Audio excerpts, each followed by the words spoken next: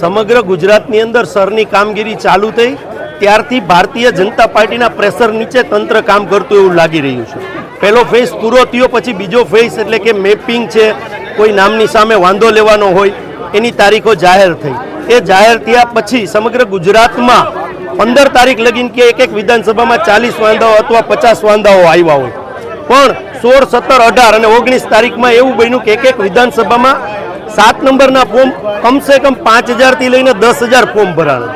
તો કઈ રીતે 10,000 લોકોએ વાંધો લીધો? એટલે ક્યાંક ને ક્યાંક લોકશાહીની અંદર બંધારણમાં જે મતાધિકારનો હક મળેલો છે એ હક છીનવવાનું કામ ભારતીય જનતા પાર્ટીના કહેવાથી તંત્ર કરી રહ્યું છે। એ તંત્રના પાપે આજે 7 નંબર ફોર્મ ભરાણા છે। એ 7 નંબર જે ફોર્મ ભરાણા છે, અમારી પહેલી માંગ છે કે ભારતીય જનતા પાર્ટીના કહેવાથી ભરાણા છે, મતાધિકારને નોટિસ ના આપવામાં આવે, જેમને વાંધો લીધો છે એમને નોટિસ આપવામાં આવે, પહેલી માંગ છે।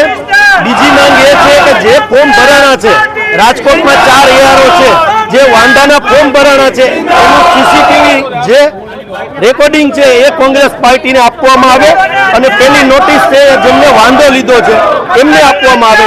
જો આ પૂર્ણ નહીં થાય અને આમાં તંત્ર પણ ક્યાંક ને ક્યાંક સામેલ હશે તો રાજકોટ કોંગ્રેસ દ્વારા ઉગ્ર આંદોલન છેડવામાં આવશે અને તંત્રના જે પાપના ભાગીદાર છે એને એની ઓફિસમાં પણ બેસવા દેવામાં નહીં આવે અને કોર્ટનો દરવાજો, હાઈકોર્ટનો દરવાજો પણ ખખડાવવામાં આવશે।